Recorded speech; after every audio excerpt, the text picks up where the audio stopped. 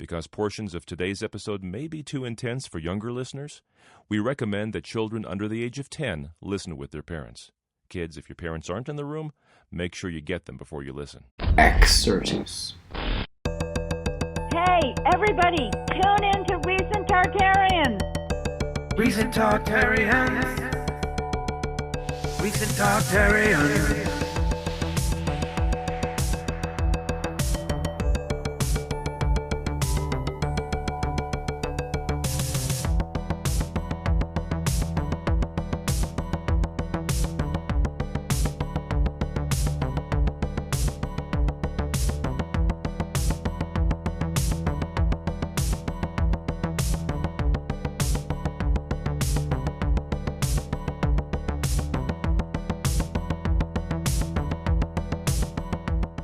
You have to kneel.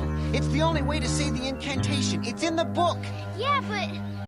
You might have noticed I talk about all sorts of things, and it makes it hard to make a video that has one subject. The thing about what I do is it's very holistic. It requires looking at all sorts of things like history, contemporary pop culture and cartoons, philosophy, as well as the lives of the philosophers themselves. But if we have to focus on one thing, today I want to focus on the family. And there might be a lot of opinions on the Colorado Springs Christian media company Focus on the Family. I know some who love Focus on the Family and couldn't live without it, and others who have personal issues with their ideology. As a large corporation, it's hard not to. However, as a small enough one to reach out to, I've found them to be at least worth talking to and looking into. So as a kid, I grew up on this stuff. It wasn't just cartoons that got me interested in the media. In fact, a lot of what interested me originally was this Christian radio series called Adventures in Odyssey.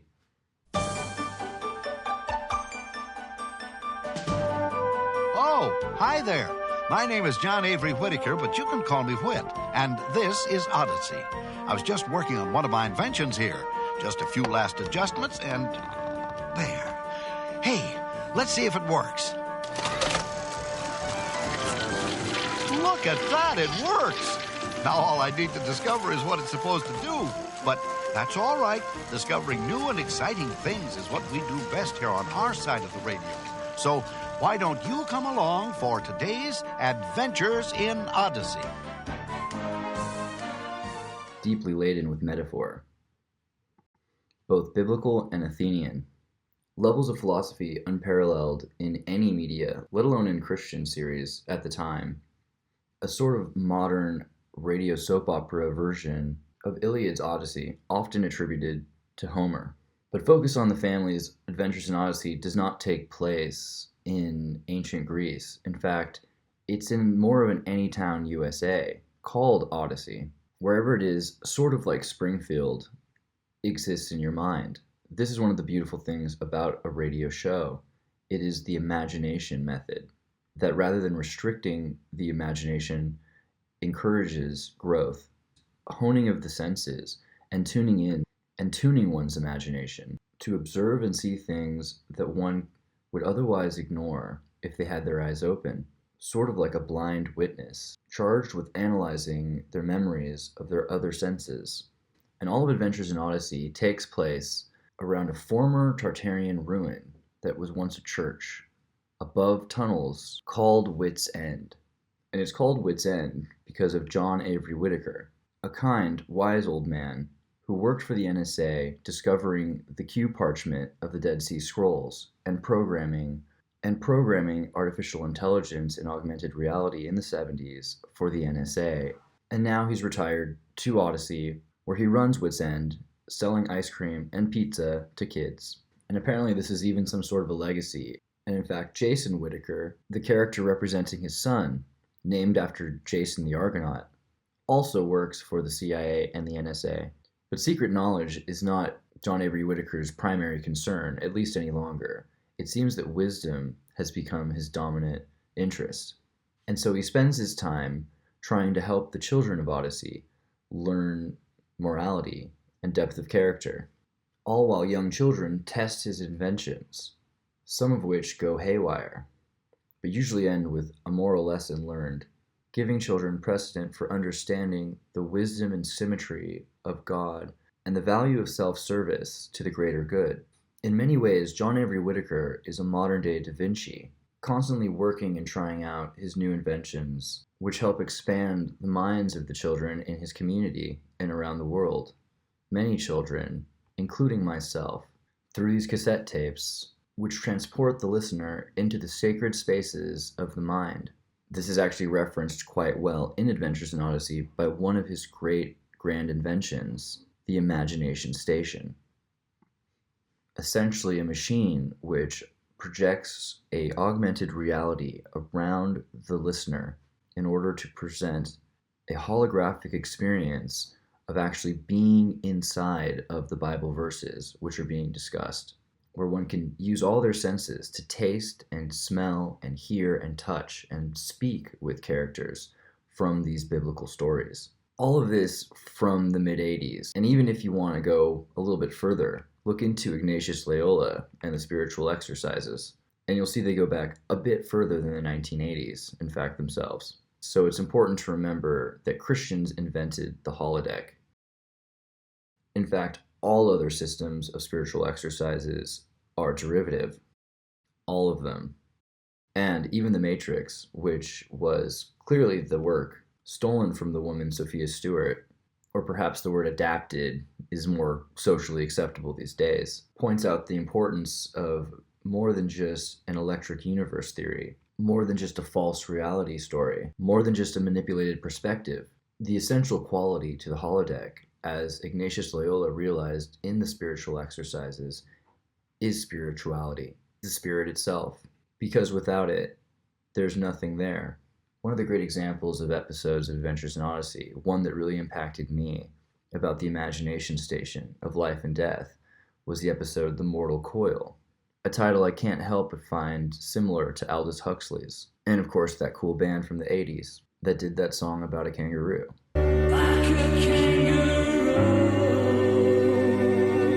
But in the Mortal Coil episode, John Avery Whitaker programs the imagination station to show what life might be like after death, against the advice of his friend Tom. He then tries the machine on himself, which has dangerous results. While Whit is not oblivious to what is happening, he's aware that the doctors are trying to save him, but suddenly he seems to be transported to a quiet and pleasant place, where he's surprised to meet his dead wife, Jenny. Meanwhile, the doctors stabilize his condition. His children visit him and try to hold his hand and bring him back from the edge of life and death.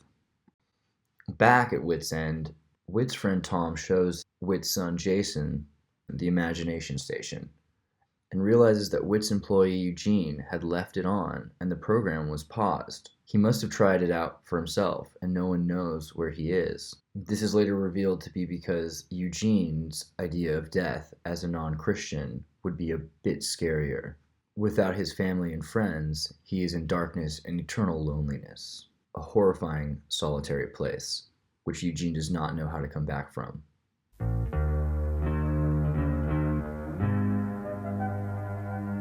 All the while, we see the old man, Whitaker, in his imagination as he basks in his wife's love and eventually is reunited with his dead son. Meanwhile, in the waking world, the friends are trying to understand what exactly Eugene had gone through and conclude that it was something like hell. Horrified, all characters walk away realizing there is something more than just the material experience that can be had in life or in the imagination. The Mortal Coil is the story of immortality and service. The Adventures in Odyssey episode, not the song by the band Mortal Coil Like a Kangaroo, although maybe it is, and now I have to relook at that as well. The relevant point made is that we are dirt God breathed, and as far as Whit's concerned, he is in heaven, but Jenny reassures him he is not. He's in a coma, merely playing out what he always imagined heaven to be. Jenny tells him that it's time for him to go back to the living life. The real heaven will be much better than anything he could ever imagine. So Whit finally agrees to return in the hospital, and he decides to stop toying with the life after death program, and that he needs to be on Earth for the time being. So Whit goes back to Whit's End, where he takes care of his friends and the children of the neighborhood. And as the time goes by, more discoveries are made. Discoveries, in fact, about Wits End itself, such as that it was a station for the Underground Railroad, that before a great fire in the 1850s, it was part of a church, which had been a giant building before that, and only one tower remains from the original architecture. Wits employee Connie has discovered a boarded up room in the turret attic of Wits End. They tear down the board and explore the forgotten room. Amid all the dust and cobwebs, they find an old pipe organ. With the help of one of the children and his employee Connie, Wit guesses the organ is there because Wits End was once a church.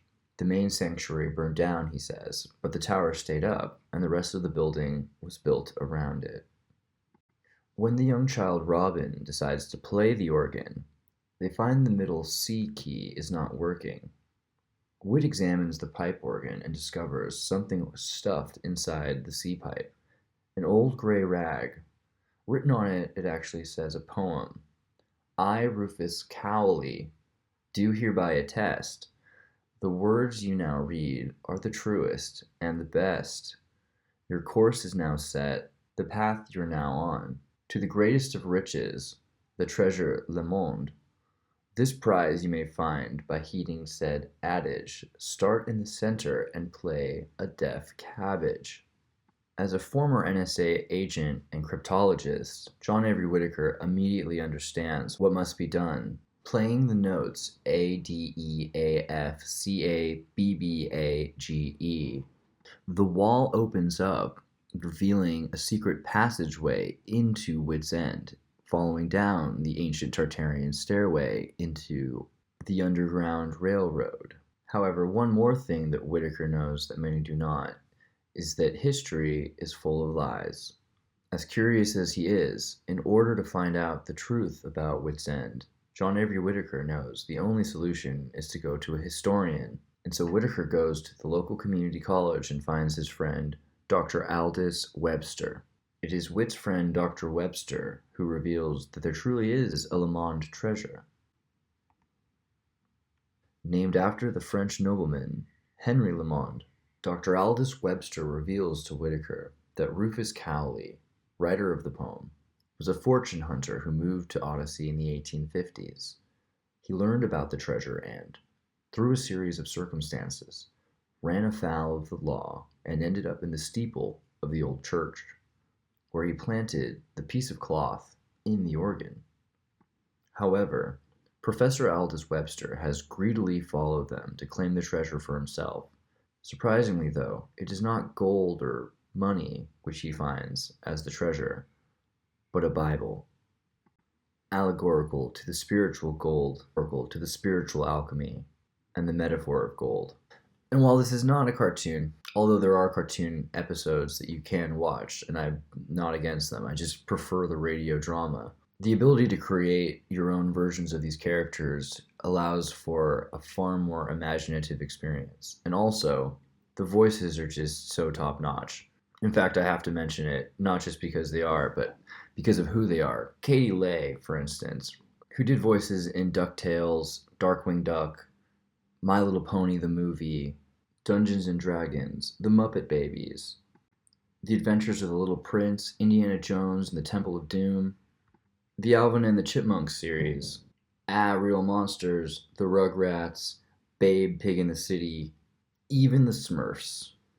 But my personal favorites, the Ninja Turtles and the Gummy Bears. Although Bobby's World and DuckTales are pretty cool, don't get me wrong. And also, one of the strangest and most miraculous scores for Adventures in Odyssey, Alan Young, from The Time Machine and Mr. Ed, legitimately one of the greatest voices and personalities and good people, genuinely good people in the industry. Alan Young felt a calling to retire into the show and spent the rest of his years voicing in Adventures in Odyssey as a service to children everywhere. And maybe it was just a job for some people, but I have to think it couldn't have been for Alan Young, who saw this show for what it was, more than just a kid's show or a Christian radio drama. There's just so much more going on with this Adventures in Odyssey business. And if you have a kid, or you want to check this book out yourself, I do recommend checking out the new series Young Wit about the young adventures of John Avery Whitaker. They're just way better than you'd expect, and certainly a major upgrade from Harry Potter or something.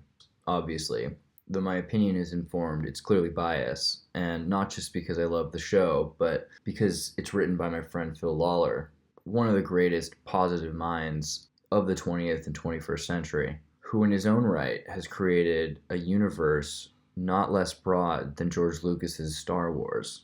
Phil's a really interesting guy, a really good, really interesting, really smart guy, who introduces concepts to children that otherwise are monopolized by less righteous people. And thankfully, he tends to think about them and present them to children first. His understandings of the Matrix before there was a Matrix, and his understandings of reality and illusion, and the inescapable quest to grasp something true, as well as his dedication to something greater than himself, something lost today in most of Hollywood entertainment. I can't stress how glad I am that Phil's still making media for kids, and how much I actually want kids to hear this series. Though I'll reiterate what Phil says himself, don't have your kids listen to something you wouldn't listen to yourself. And you can expect our interview pretty shortly, but I wanted to introduce some of these concepts just to get it out, just because I realized with the world of so much going on, with so much media, where people are already forgetting the cartoons they saw in the 90s, I had to introduce these concepts a little bit more cleanly before we spoke of them. Do check out Adventures in Odyssey. And in the meantime, if you're interested in time travel, metaphor, conspiracy, spiritual exercises, check out the Iliad House, a pet project series that Phil's been working on for a long time on his own.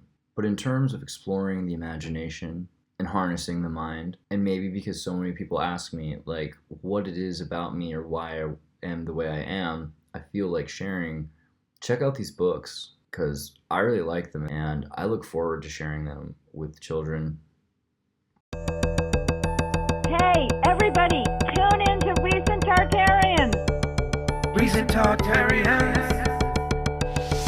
Recent Tartarians.